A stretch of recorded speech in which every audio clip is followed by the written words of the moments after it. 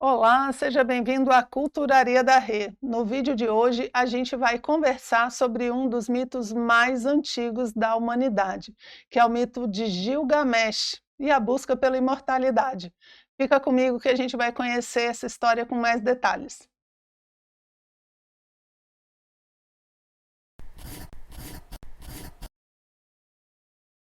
O mito de Gilgamesh é considerado um dos maiores mitos, uma das maiores epopeias que já foram escritas. E ela foi escrita há muito tempo, na região da Mesopotâmia. E o que a gente pode conseguir aprender dessas civilizações tão antigas? Muitas coisas através dos seus mitos. Os mitos falam de realidades internas profundas do ser humano, só que não de uma forma lógica, como se eu estivesse explicando ali uma dissertação, né, fazendo um texto, mas com imagens, com histórias que buscam vivências internas, buscam mostrar para a gente coisas importantes da nossa vida interior. E o mito de Gilgamesh é um desses, é um mito heróico. A gente tem aqui no canal, vou deixar o card, né, falando sobre a jornada do herói. O mito de Gilgamesh tem vários elementos dessa história heróica, e ele vai falar justamente dessa busca do homem pela imortalidade, essa ânsia que o homem tem por ser imortal. E vai falar isso através do nosso personagem principal, que é justamente Gilgamesh. Gilgamesh, ele foi o quinto rei da dinastia de Uruk. Então, mito e história se confundem, muito normal isso acontecer. Então você tem a cidade de Uruk, você tem o registro de Gilgamesh, historicamente falando, e você tem a história da vida, dos elementos que vão acontecendo ali com Gilgamesh, que a gente sabe que são míticos, são simbólicos. Gilgamesh, ele vive aí 2750 a.C.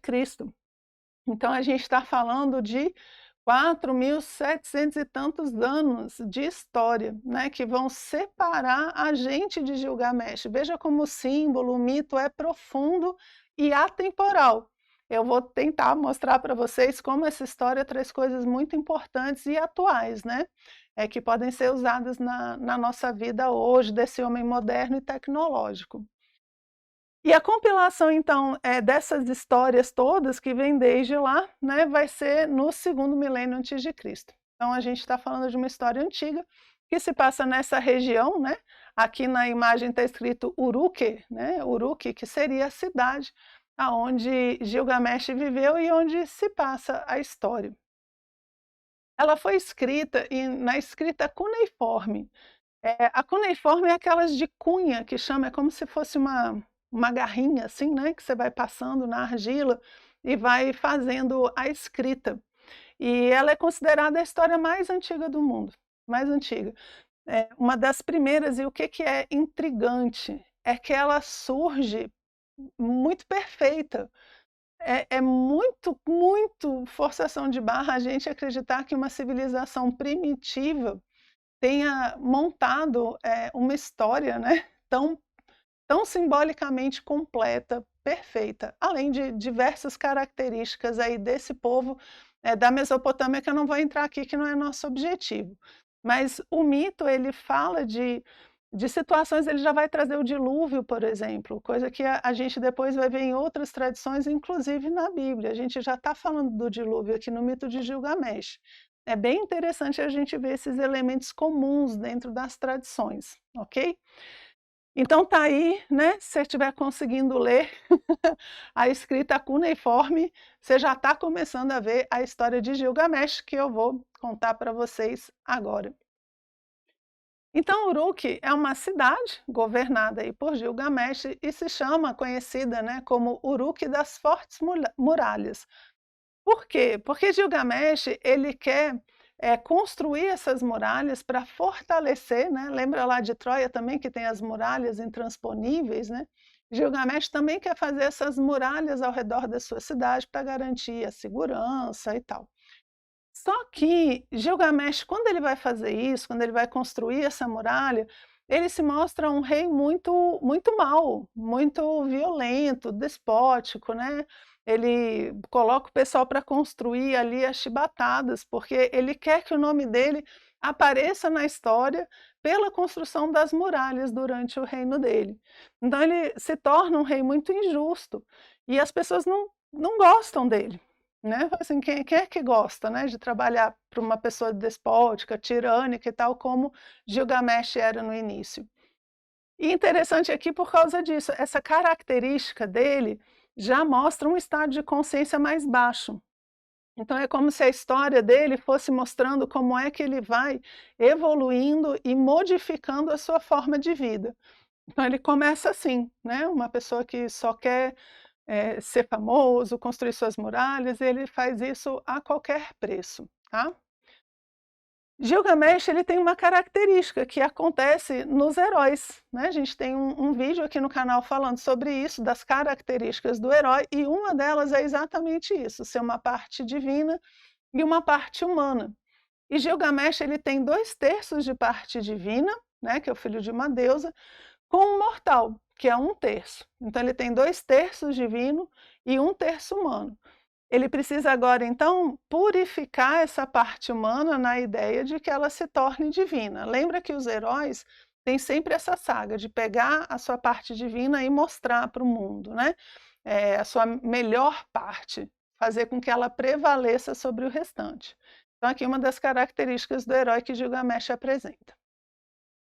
E aí diz que em um determinado dia, Gilgamesh está lá fazendo sua muralha e tal, e um dia ele tem um sonho, ele tem vários sonhos, né, eu trouxe um só deles aqui, que ele sonha com um machado de duplo fio, que é esse, o Labris, né. Por que que eu trouxe? Primeiro, eu adoro essa imagem, adoro o símbolo do machado. O machado, esse machado de duplo fio, né, que ele tem 2 lâminas, ele é a representação do trabalho para os 2 lados, né. Uma machadinha, por exemplo, ela só vai para frente, uma faca só corta para frente. Esse aqui, ele é para frente e para trás. E a gente costuma associar esse tipo de machado, de 2 gumes, assim, como trabalho interno e externo. Então, o Gilgamesh está fazendo trabalho externo, ele vai ter que começar agora a fazer o trabalho interno. E é isso que essas 2 lâminas do machado representam. Ele tem esse sonho, ele fala: "Ah, mãe, sonhei com um machado assim assado, e estava todo mundo em volta, não sei o quê, e eu peguei o machado para mim", ele conta o sonho. E a mãe interpreta assim: "Filho, também esse machado significa o irmão que virá até ti na hora precisa, e juntos trabalharão suas naturezas por meio da vontade", que também é um símbolo do machado, né, as armas machado, espadas, em geral eles representam a vontade humana. Ela está falando: "Pois é, meu filho, vai vir o seu amigo, vai vir alguém que vai ajudar você a trabalhar a sua vontade, não só externa, mas agora também interna". E você sabe que a gente nunca a gente nunca sabe exatamente como é que a vida vai fazer isso, né. Mas ela manda realmente esse amigo que a mãe fala, que se chama Enkidu. Enkidu, ele é desde o início a contraparte de Gilgamesh, eles se complementam. Enkidu, ele é o contrário de Gilgamesh, ele é 1/3 Deus e 2/3 humano, né, e Gilgamesh era 1/3 humano e 2/3 Deus. Juntando, os 2 unidos, eles são a junção do humano e do divino, né, esse complemento. Só que Enkidu, ele representa essa parte mais, densa, mais instintiva, realmente mais humana do que divina. E ele vive na natureza, na floresta. Ele fala com os animais, ele entende, ele vive na relva, ele tem toda essa inocência de uma natureza ainda não tocada, digamos assim. Só que as pessoas, em determinado momento falam: "Não, Enkidu, ele é muito forte", começa a aparecer histórias de Enkidu, né. E Gilgamesh, o pessoal começa a falar que Enkidu é mais forte do que Gilgamesh. Gilgamesh não gostou dessa comparação, né.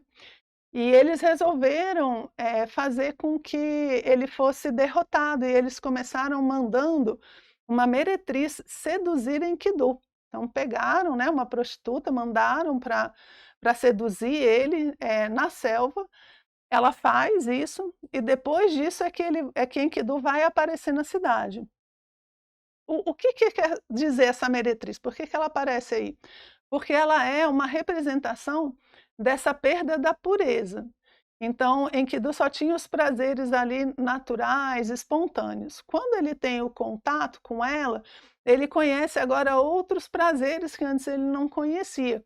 E ele fica sabendo também da cidade de Enkidu, né, então ela é uma espécie de um personagem que leva Enkidu ali para o seu destino. Tira a inocência dele, mas ao mesmo tempo faz com que ele cumpra o destino. E Enkidu então vai, sabendo de Gilgamesh e tudo, eles vão entrar num grande confronto. É como se Gilgamesh falasse assim: "Eu vou mostrar que eu sou melhor do que Enkidu", e Enkidu queria ali se vingar de determinadas coisas e foi para a cidade fazer esse confronto. E os 2 têm um combate violentíssimo. Aí tem a descrição do combate, né, em cima das muralhas e tal, aquela coisa, todo mundo olhando, e o Gilgamesh acaba vencendo.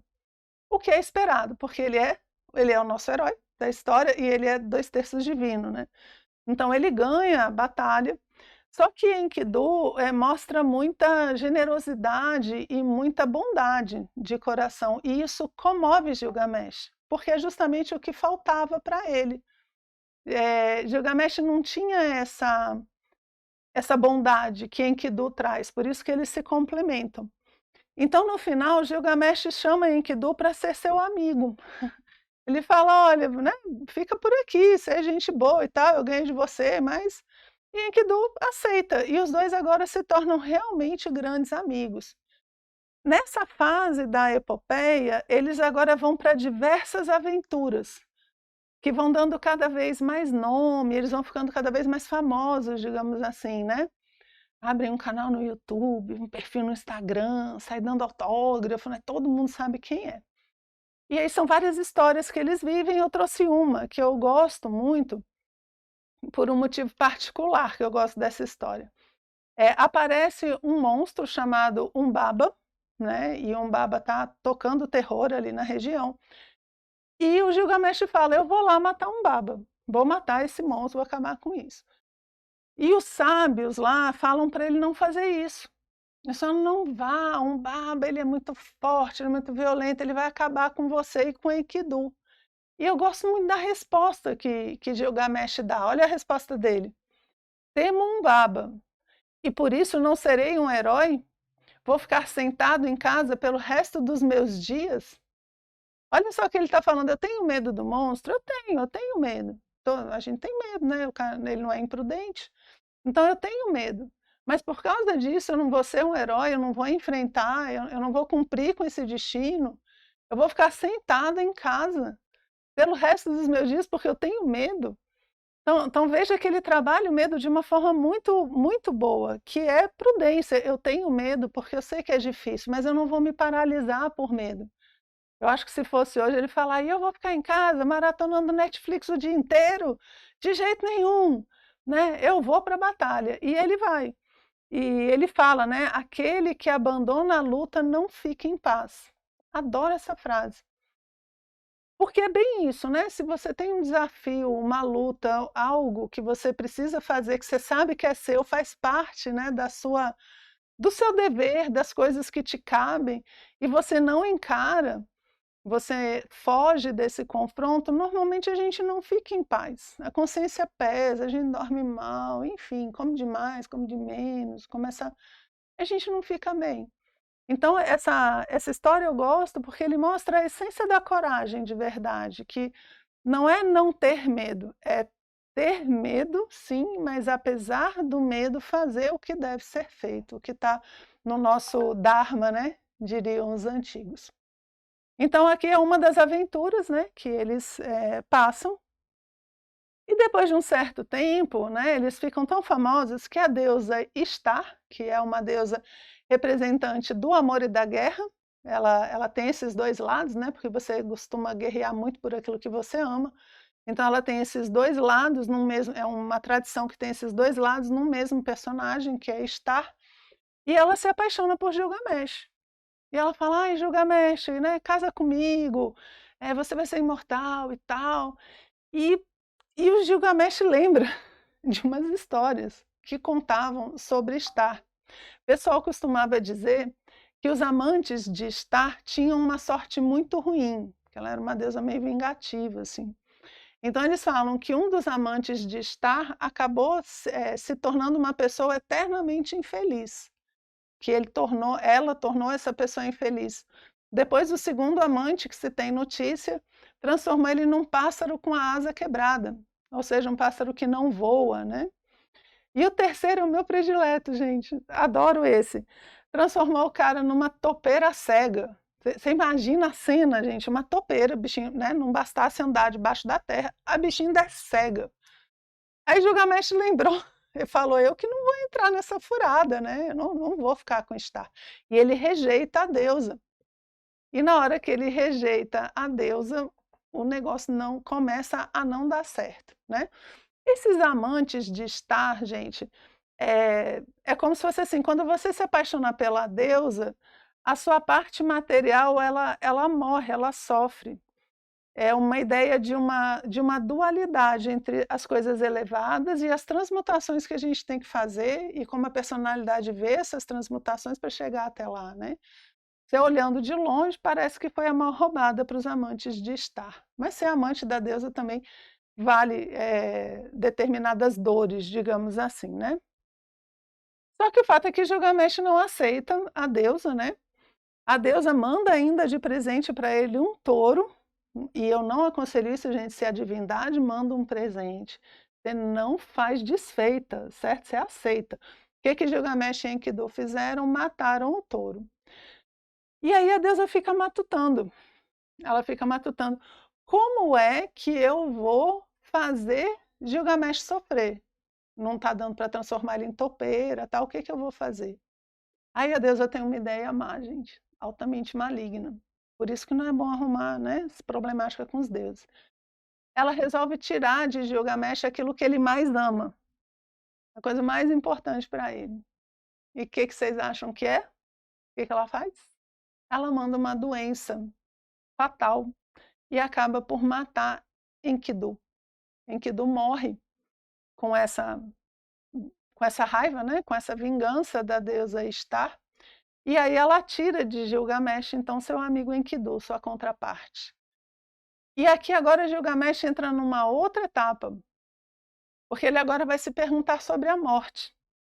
Quando o Enkidu, quando a sua parte, né, mais material ali morre, é como se ele agora fosse se perguntar sobre a imortalidade. Para que serve a vida se ela acaba? Ele fala, eu não quero morrer, eu quero continuar, né, vivendo. E aí começa a segunda parte da nossa epopeia, que é o Gilgamesh e os mistérios da morte. Até aqui, ele deixou de ser um tirano, né? Encontrou sua contraparte, né? seu complemento, que é o Enkidu, passou por diversas provas e histórias que foram montando ele como herói, e agora ele chegou num topo. Então Enkidu é retirado da história e Gilgamesh agora precisa continuar esse crescimento dentro do mundo metafísico. Por isso que vai ser então o Gilgamesh e os mistérios da morte, a segunda parte desse mito, que você vai conhecer no nosso próximo vídeo, ok? Espero você lá no nosso próximo encontro.